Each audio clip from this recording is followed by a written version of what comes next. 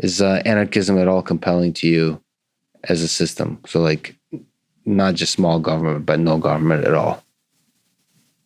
Yeah, I don't see how this would work. The government is an agent that imposes an offset on your reward function, on your payout metrics, so your behavior becomes compatible with the common good. The key aspect of government is it protects you from the rest of the world with an army and with police, right? So it has a monopoly on violence. It's the only one that's able to do violence. So there are many forms of government. Not all governments do that, right? But we find that in successful countries, the government has a monopoly on violence. And that means that you cannot get ahead by starting your own army, because the government will come down on you and destroy you if you try to do that. And in countries where you can build your own army and get away with it, some people will do it, right? And these countries is what we call failed countries in a way. And if you don't want to have violence, the point is not to appeal to the moral intentions of people, because some people will use strategies, if they get ahead with them, that fill a particular kind of ecological niche. So you need to destroy that ecological niche. And if effective government has a monopoly on violence, it can create a world where nobody is able to use violence and get ahead. Right? So you want to use that monopoly on violence not to exert violence, but to make violence impossible, to raise the cost of violence. So people need to get ahead with non-violent means. So the idea is that you might be able to achieve that in an anarchist state with companies, so with the forces of capitalism, because there is less sort of stickiness to the big military force sticking around, even though it's long outlived. So you have groups of militants that are hopefully efficiently organized, because otherwise they're going to lose against the other groups of militants. And they are coordinating themselves with the rest of society until they are having a monopoly on violence. How is that different from a government? I'm trying to So it's basically advocate. Converging to the same thing. So right? I think it always, so I was trying to argue with Malice, I feel like it always converges towards government at scale. Throughout human history, we see an evolution and evolutionary competition of modes of government and of individual governments is in these modes. Mm-hmm. And every nation state, in some sense, is some kind of organism that has found different solutions for the problem of government. And you could look at all these different models and the different scales at which it exists as empirical attempts to validate the idea of how to build a better government. And I suspect that the idea of anarchism, similar to the idea of communism, is the result of being disenchanted with the ugliness of the real existing solutions and the attempt to get to an utopia. And I suspect that communism originally was not a utopia. I think that in the same way as original Christianity, it had a particular kind of vision. And this vision is a society, a mode of organization within that society in which humans can coexist at scale without coercion. Mm-hmm.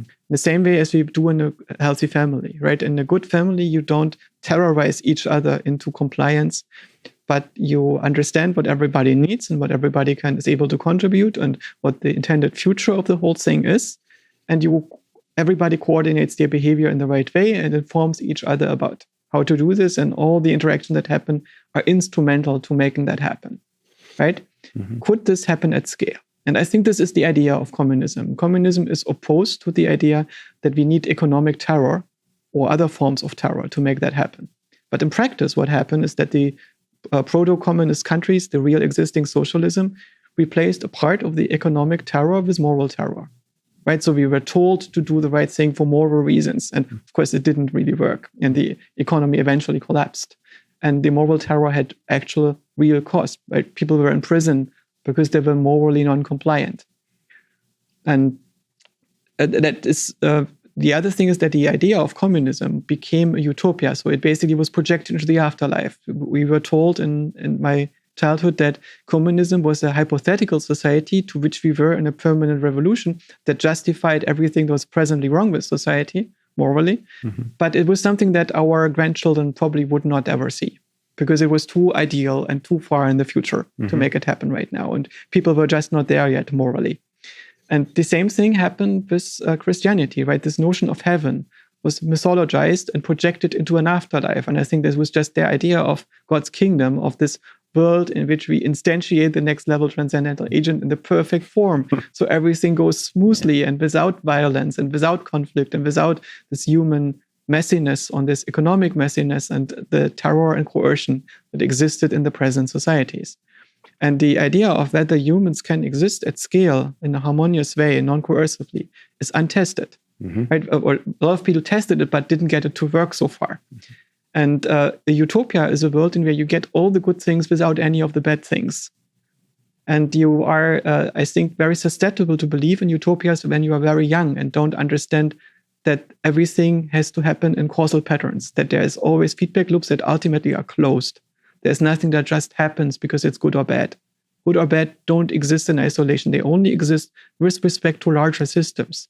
So you need to create a system that is designed to self-stabilize.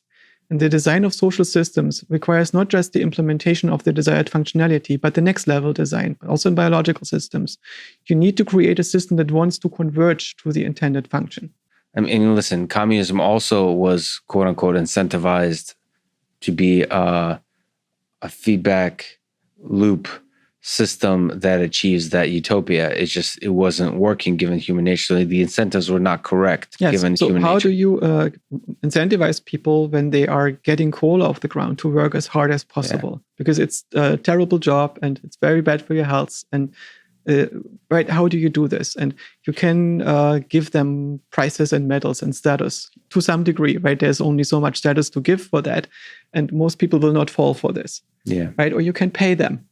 And you probably have to pay them in an asymmetric way, because if you pay everybody the same and you nationalize the coal mines, eventually people will figure out that they can game the system. Yes. So you're describing capitalism.